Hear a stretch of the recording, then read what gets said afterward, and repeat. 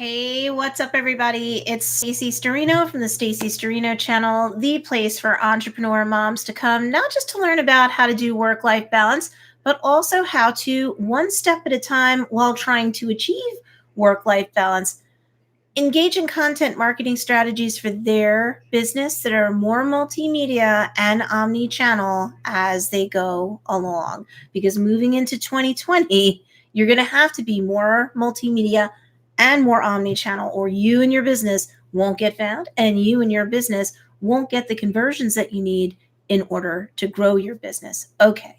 So if you're new around here, please click the big red subscribe button, click the bell notification. Hey, Kawaii Cactus Rebecca. Hello, Rebecca. Oh, I always appreciate when you come here. I love it when some of my students come on when I do this. I'm in the midst of a 365-day live stream orbit. So this is day 26 of my 365-day live stream orbit. So hi, Kawaii Cactus Rebecca. Hey, Cher, what's going on? Cher Rings. Hello. Thank you for coming on. Hi, Alita. Oh my goodness. Hello, Alita. Oh, it's a pleasure to see you. Hello, everybody. All right, so I'm on day 26 of my 365-day live stream orbit. Starting in November 2019, we'll also have like pre-produced videos come up here. That'll be in addition to the live streams. Okay, so let's do this.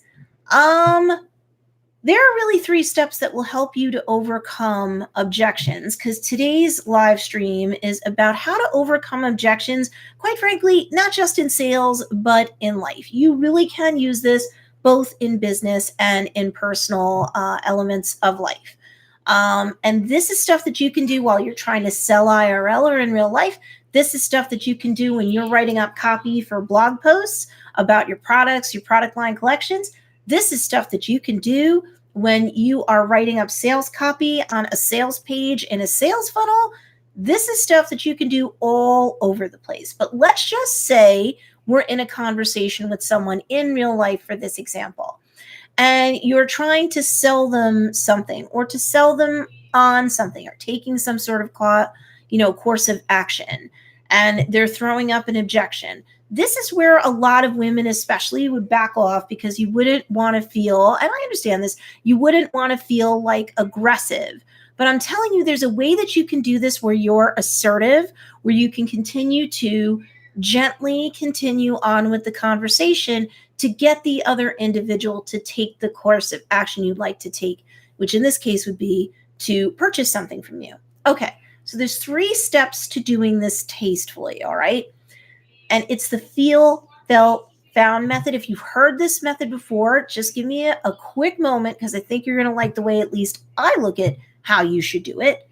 You want to start off by focusing step 1 on how they feel.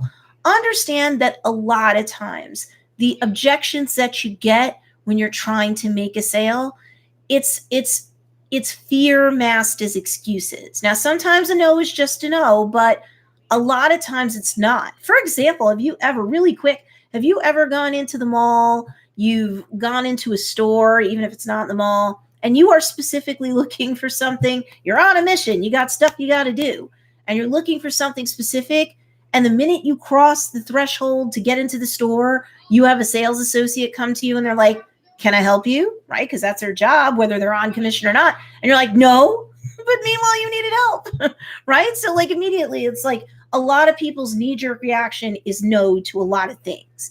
Sometimes no means no, though. But this is how you find out in a tasteful way where you can actually close on a sale.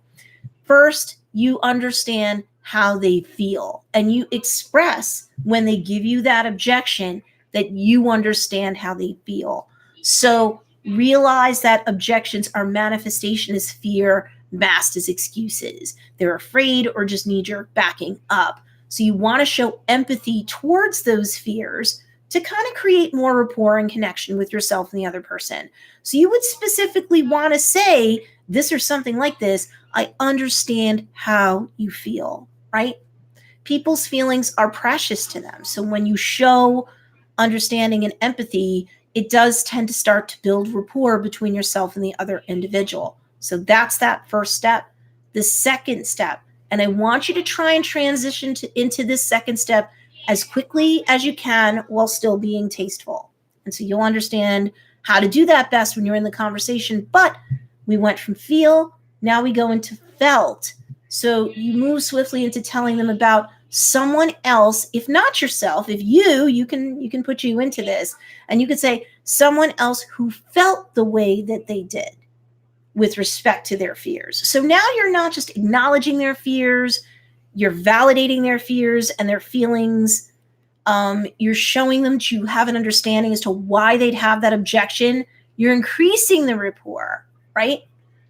So you want to show that that naysayer is not alone in their feelings, because then they're more likely to drop their guard and be like, oh, you see me, you see my objections, you see my problems and my concerns, and you're acknowledging that other people had concerns like me. Okay, can you just kind of start to feel the defensive energy go down? And if you were the one who felt like they did in the past before you bought something or did something, that's cool. Make it you. You swiftly transition into this. You can share a little bit more, especially if it's you, right? And then the third thing you want to do is, so we went feel, we went felt, and then we're in the found stage. So the third thing that you do is you immediately add the chaser that you or someone else, where applicable, ultimately found that when they made this purchase, tried this thing, got this service, if you're in direct sales, booked that party, right? And then they had the party and they got the hostess benefits, or they undertook your services and they got a result that was wrapped up in a benefit. They found that taking the step that you're asking them to take now benefited them. I've said it before, I'll say it again. People don't like to be sold to, but they do love to buy, right? So even the person like you in that example that are in the mall or in that store, they're a woman on the mission, they got stuff to do, they can automatically knee-jerk and go back. But yet you were looking to shop, but don't help me, salesperson. So at least that's the knee-jerk first reaction, right? So understand, don't immediately tuck your tail between your legs and slink away if someone in real life or online in comments or in a chat room or in a group, in a comment thread on a blog post of yours or a YouTube video, if they throw up an objection, that's okay if they're not being out and out trollish, in which case ban, block, bless, release. But, let them know that you see them, that you hear them, that you understand how they feel, and that you or someone you knew who were standing in their shoes at that time definitely felt the way they felt. But that ultimately you found that by taking, or the person you're talking about found that when they took that different course of action, made a purchase, got the services, etc., they had a benefit. So remember, when people don't like to be sold to, they like to buy. Why do they want to buy? There's a certain benefit that they're looking to get. There's a certain solution to their problems. Hey, Beth, what's going on? Thanks for making it. Hi, Bethy. Good to see you. Back to Wild. So, people need to know that benefit. And if you could go from feel into felt and you transition into found smoothly enough, the found part has to have that benefits that people get when they purchase your products, solutions. Barely, says Betsy Wild. She barely got on. When people purchase, people go to make a purchase from you of yourself. Oh, hey, transformational healing by Donna. Hi, transformational healing by Donna. Thanks for making it on. Hi, Bethy. I'm so glad you did. I am. All right. So definitely when you're going from the feel part and you're going into the felt part and you transition into the found part, you are very much more likely to get a sale from somebody when you can say what they're going to have found once they take that action, making sure that you're wrapping into what they're going to find or what you found when you did something. You want to make sure that they get the benefit, the solution to their problem, or the satisfaction of a deeply held desire that they'd like to see satisfied. Either or both. I hope that that makes sense, right? So do you guys have any questions who are here on the live and even on the replay? Hey, if you're on the replay, make sure you click that big red subscribe button, because I'm on day 26 of my 365-day live stream orbit to this channel. Every day we take a little bit of a baby step of something. I'll wait while you guys are asking any questions you might have about the feel, felt, found method. But ultimately, every day we're going to look at sales, at work-life balance, at, optimization of our time, of, yes, going multimedia in a way that's sane for a working mother or even just a working parent, an entrepreneur mom at home, and how to translate that into going omni-channel or covering multiple platforms. You certainly don't have to cover them all, but you need to cover the ones that are most important to your niche. So Sherry says, so you have to have the possible objections down as well as the story. Absolutely. I would prepare. So the best thing to do especially when you're engaging in sales activity in real life, online, you're writing a blog that's discussing a product, and you're always leading with that ultimate line, that ultimate opening line that is benefits laden, right? Because if somebody's coming and they're bouncing onto your blog post or your micro blog post on Facebook or Instagram, let's just say, you're not even in real life, and you're spotlighting a product or a solution set, as I often teach my students in Froston, right? So if you are interested, you can go to www.froston.com/suite. You never know what you're going to see. Every month I'm coming out with a different course that focuses on how to optimize your marketing for the month that you're in. But Cher, I want to say, yes, you want to, whenever you're writing any sort of material or you're preparing sort of a script, a sales script in the back of your head, when you're at an event, you're at an expo, you are at, a bazaar or something. Yes, you want to lead with the benefit, and then you want to see what kind of objections somebody's going to put down as you try to close on that sale, let's say. And it's good to brainstorm about all of the possible objections that someone might have. Are you going to think of everyone on earth? No, but challenge yourself to. Maybe you want to do that during your power hour. We just talked about all the different types of uses for your power hours on yesterday's day 25 of the 365-day live stream orbit. On day 2, we introduced the power hour concept. So if you're new here live on the replay, make sure you go on back and you look at those. Shara says, thank you, makes total sense. I appreciate that. So yes, you want to think out your sales scripts, if you will. You want to think up the stories that come from you legitimately, come from other customers that you've had, other, clients or clientele that you've had. The longer you're in business, the more you will collect these things. You could even take them out of testimonials that you gather legit too, to put on your website, to put on your sales pages, to, focus on spotlight on maybe very quickly in an email, your email list, and in posts on social media. Everybody be loving the social proof, right? But you can also harvest from those testimonials and those stories ways that you can say, I know how you feel. Others know how you feel. I felt this way. They felt this way. But we found when we took the step of purchasing or utilizing service or booking a home party, if we're in direct sales, this is really very flexible. We found this benefit, this outcome, this solution, this meeting of a deeply held need. But think up all the possible objections, and then apply feel, felt, found to them. It's almost worth doing it in a Google Doc, let's say, and just listing all the objections in bold, and then go back and unpack and apply feel, felt, found to each of them. Best order, always feel, felt, found. Or are you saying, hold on, let's see.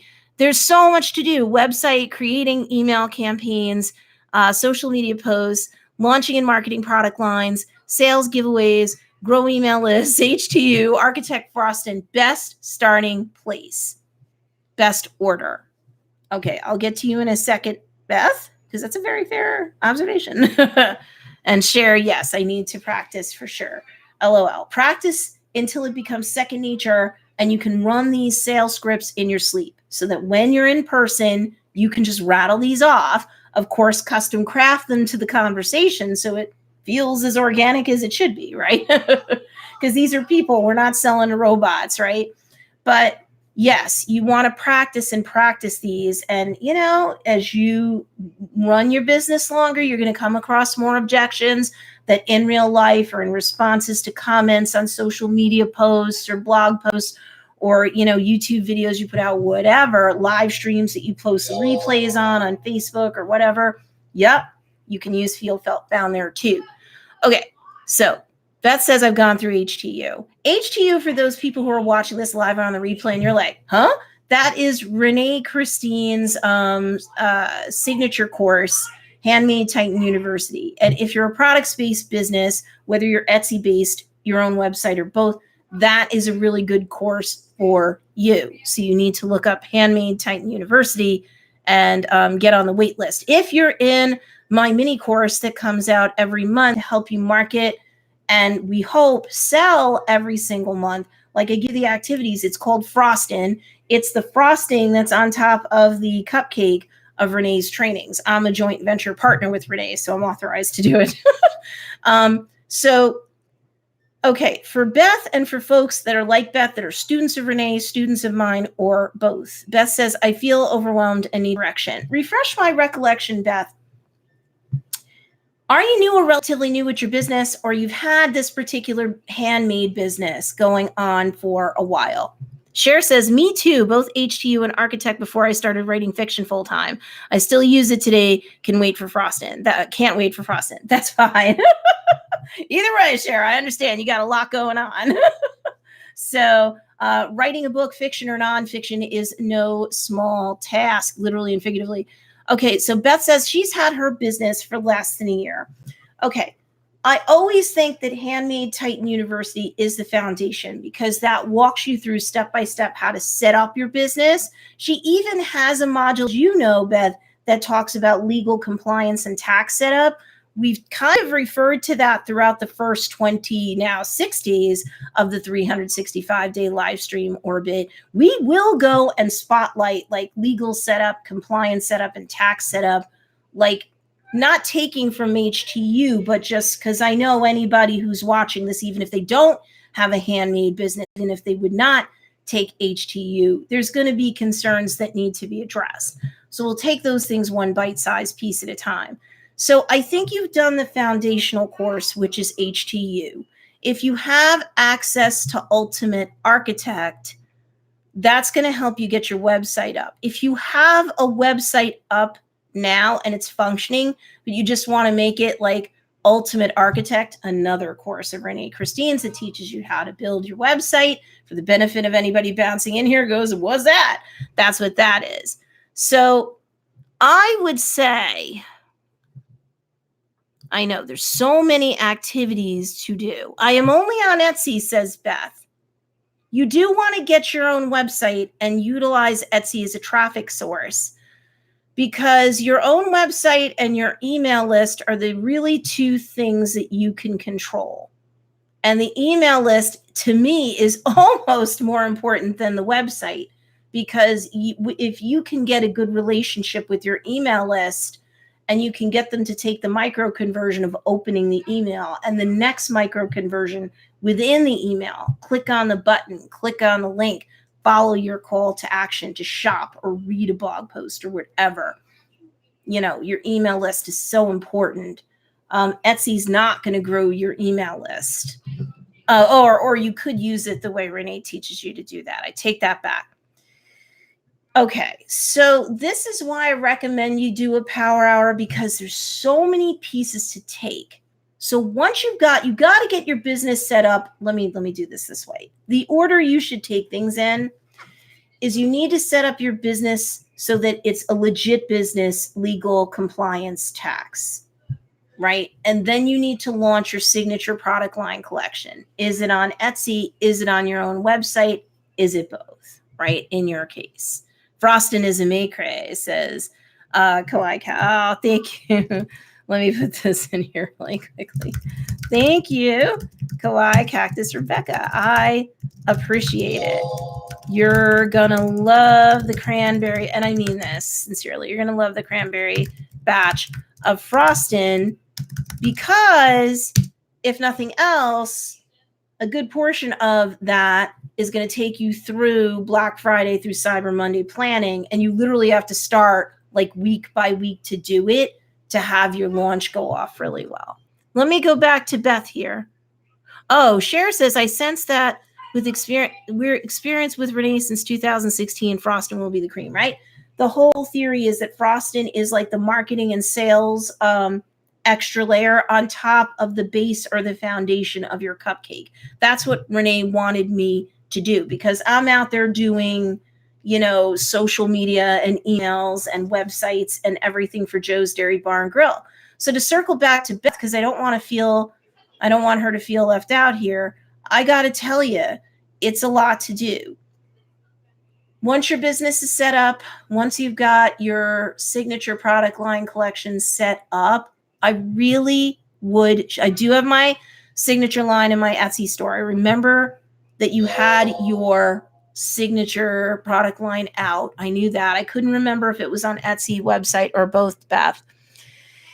The thing of it is that once you have that foundation set up and then you have your signature product line collection launched, that's like you built the first story of the house of your business success, right? So you've got your foundation, you've got the first story. To me, the second story is, and you don't get to the second story without having your foundation and the first story done. And that does include getting your email list set up and at least your welcome autoresponder emails set up. And that's something that we can go and unpack next week for sure, Beth. But if you followed HTU to a T, I know that in your case, you have an email list set up, you have your autoresponder set up, you know how to deliver a coupon code to somebody when they opt in on, when you're communicating with them on Etsy, right, to get them to get on the email list and save 20% off their order. How clever, but then once all that is set up, I would like for you, if you're feeling overwhelmed and you're new at this, Beth, or you're trying to fold more stuff into the mix of what you're doing, you've got to email your list at least once a week. If you don't do that, the open rates might not be so good. And then your deliverability rates for what email list you do have, even if it's small, might fatigue and suffer. So what I want you to do is to at least schedule once a week, and maybe you do this during your power hour, to get out an email once a week to your list. Communicate with them, ask for them for feedback, drive them back to your Etsy store, give them a coupon code, what have you, schedule a flash sale, like whatever it is you want to do to give you a talking point with them every week. Don't not email your list. Don't fail to email your list. Let me use proper English here. Don't fail to email your list at least once a week. That is the barest minimum. Otherwise, you're going to start feeling like two ships passing in the night with your email list. They're not going to have enough rapport with you. Okay. So once you've got that done, the next thing I would do is you understand your niche enough. You understand your niche enough to know at least the top 2 social media platforms that your niche is on, whether they're on your email list or not, and whether they've ever made a purchase from you or not. You need to do you need to do social media marketing, because it's the best way to organically draw more people to your shop, to draw more people onto your email list, or both. And in fact, on social media, I would not like the one link that you can share in your bio on Instagram, or like the link that you put in your account, on Facebook, or the one link that you have on your Twitter profile under your Twitter banner, right? The one link I would have would never be to my Etsy shop or even to my website selling whatever. It would always be to get onto the email list. And for many of you watching this, it would be for a coupon for your services, or a coupon for your, for the first purchase from the Etsy shop or the e-commerce website. Share, you're going to need to get people on your email list. Maybe you can promise them the first chapter of your book or something, or you could, if you're going to sell your own books, you could have a coupon code for that or something like that. So you're saying you can add the Feel Felt Found story in email, social media, blog, asks for the coupon, or any action. I mean, any action if you want to. I think you can do both. And, mix it up. Some of your communications on social media, emails and stuff will be long, and some will be short. But I would always be driving people to the link to get onto your email list first. And you to work social media to continue to organically grow your email list and your business, right? So this is like the order that I would slowly progress to. You don't have to be on all the channels. You don't have to launch a YouTube channel right now. You don't have to be on all the platforms to start. But I'd like you on the two that's most important to your niche, Beth. Does that make sense? So, like, let's say, for example, it's Facebook and Instagram. Okay, you're emailing your list once a week, and you'll need to probably make a date and schedule that out. If you can batch write emails and then you time lapse one each week, you can schedule that in your email service provider of choice. Is it OO? Is it MailChimp? What is it? Cher says, right on. I'm hoping the Orbit will support getting more email followers. Thanks. Yep, your Orbit will. For you can just live stream to your channel. You don't have to do for your YouTube channel. You don't have to do pre-produced videos. Although I think eventually they make you look more slick pro, which is why I'm folding those into the mix. So Beth, yes, you're on OWO. Smart move. And they're still writing up more training videos and stuff. And they are over time going to time lapse out more and more things into OWO than where it is now. What software do you use for social media drips? Ask Cher. On Facebook, use their onboard auto post scheduler. That's a must. It wasn't always the case. I used to use Hootsuite for Facebook, Instagram, Twitter I've been bad with, but my niche isn't particularly on Twitter. See, I can't be doing all the things either. But my resolution for 2020 is to definitely fold Twitter into the mix, right? So, but then I'd say about 2 years ago, the Facebook EdgeRank algorithm began to penalize you no matter what third-party software you would use as an auto poster. So, and the message is very clear, use our own. We don't like you going out of the Facebook environment for any reason. So use our stuff. So I would use theirs. And even if Beth, Cher, anyone else, I would like for you to, if a power hour is good and you've got your visual assets ready and you want to reuse some visual assets that you already have, you want to put some quote cards in there for quotes that your niche likes, because a lot of niches still like, quote cards. You could plot out week by week or an entire month's worth of stuff in Facebook and get that all hooked up so that it just deploys once a day and you're kind of putting points on the board every day and staying top of mind consciousness with your followers. And if they engage with you at all, that you should be showing up in their feed on Facebook.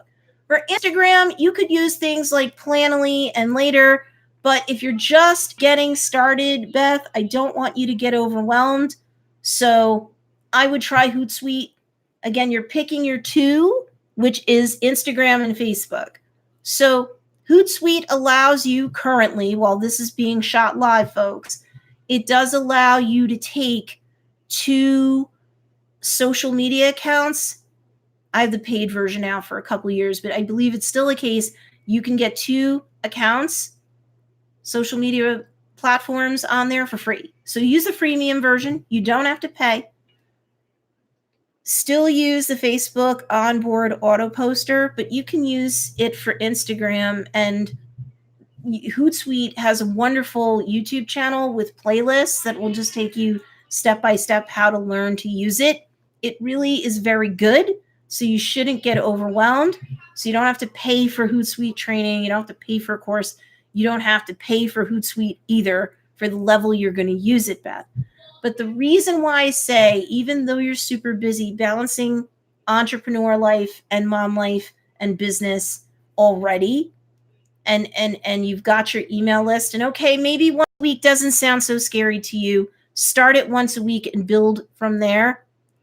But it might sound a little scary to try and put out social media posts daily. But if you optimize those social media posts properly, you can draw people organically to you. Like Facebook can still be used as search. Instagram is a hashtag-driven search engine. And since about a year ago, you could start following hashtags specifically. So if you know your niche, you understand what kind of search terms and or hashtags they're going to put into the search box on Facebook. They're going to put into Instagram, what kind of hashtags they might even follow on Instagram. So if you optimize your posts right, you should be organically growing your list, on the regular without paying to boost posts or buy followers or likes. Please don't do that. The algorithms are punishing you everywhere for that. But, on Instagram, so Beth, your folks are on Instagram too. You can use 30 hashtags on Instagram. You all 30. So this way it's 30 different entrance points or connection points on that platform to continuously draw people to you every day. So, that's what I would do. Cher says, thank you, much needed. Post every day. Instagram, Facebook, Pinterest, Twitter. It takes a lot of time. It does. And I don't want to be flipped to the people watching this. At some point down the line, out of the profits of your business, once it's profitable persistently and consistently, of course, once it's covering its own expenses, of course, once you maybe have a little bit of emergency savings put aside, I would definitely consider getting a virtual assistant to help you, or you'll get so good at the auto posters and planning out your visual assets for the month that you might be able to knock out a whole month's worth of content. Beth says, I haven't been consistent. That's okay, Beth. That's your new goal. Email your list once a week. Gather together a week's worth of visual assets and use an auto poster. Poster to help you get your posts up.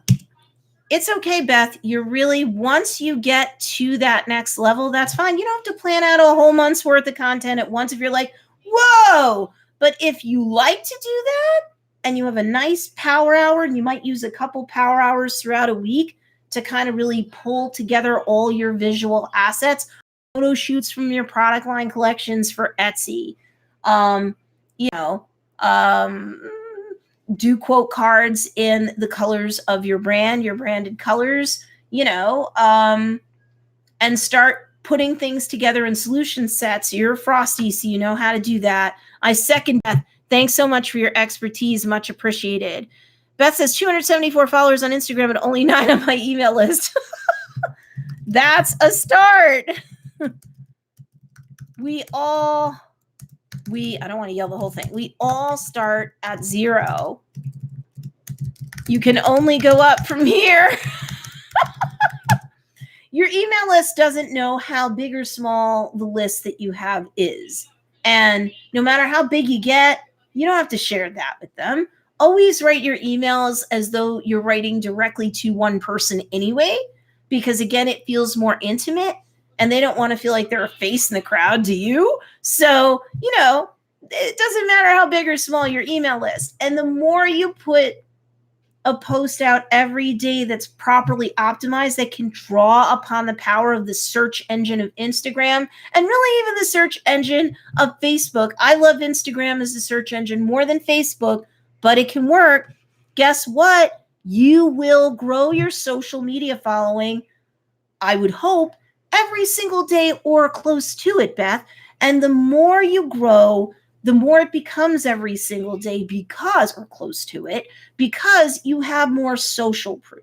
Now, let me tell you, 274 followers on Instagram is not bad. So, and I tell you that Joe's Dairy Bar and Grill doesn't even have, as this is shot live, 4,000 followers on Instagram. So clearly we don't have the swipe up feature. And yet we can make hundreds to up to close to $1,000 a week off Instagram. We don't run Instagram ads. We never have. And especially when you're starting out, I want you to understand you don't have to buy ads. And in fact, I don't want you to buy ads, because if you don't have enough social proof, it might be a rough sell when people are coming brand new and you're kind of force feeding them in there. If they're finding you through search, that's more organic and they're cool with it. And if they see that your social media platforms aren't collecting digital dust, then they're going to be more likely to be like, oh, I'll slow my scroll, right? And if you're leading every picture, video snippet, whatever kind of content you put out there, if you're leading with the open line of the benefit-laden driven opening line, right?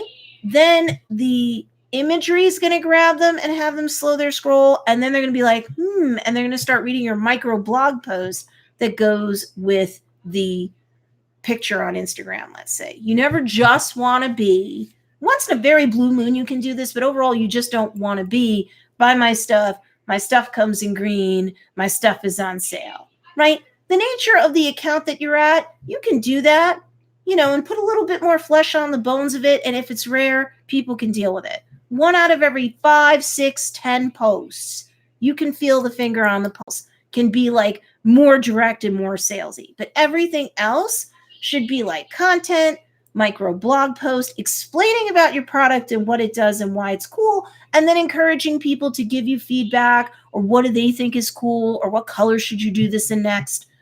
Get them engaged. All right, Cher says, I let go of the email list last year. I was sending them to my author's website. Use well and we'll get started. Yeah, although I really am very strong on you having a website, because as a brand, you won't be taken seriously without one. Yes, even if you have an Etsy shop, you still won't be taken seriously without one. You need to always grow your email list. You don't own Etsy. You don't own any of the social media platforms. You don't own YouTube. We're hanging out on YouTube right now. Don't let go of your email list. That is the most important asset. So like I said to somebody else like a day or two ago during these live streams, their jaws dropped because they were driving everyone to a website thinking that was a good idea. And 10 years ago, maybe that was a good idea. Now it's definitely not, okay? You definitely want to drive them to the email list, because unless they unsubscribe, they are yours forever. That is like really one of the few things at all you can control. Thanks. Thank you for your direction and focus. You are welcome, guys. Okay, I will see you tomorrow on day 27 of my 365-day live stream format. Woo! So make sure, if you're new around here, click that big red subscribe button, bell notification. If you found this stuff useful, please share it out. Don't be hoarding me. Drive your friends here. Y'all can have a party in the comments. Let me help them too. All right, guys. And I will see you tomorrow. Make sure you go and you visit frostin.com/sweet to see what I'm up to, because the next product drop for OG Frosties will be November 1st. For the general public, the product drop to shop is going to be between November 2nd and November 5th. And when it's gone, it is gone. So make sure you get in, and I'll see you guys later. Mwah! Bye.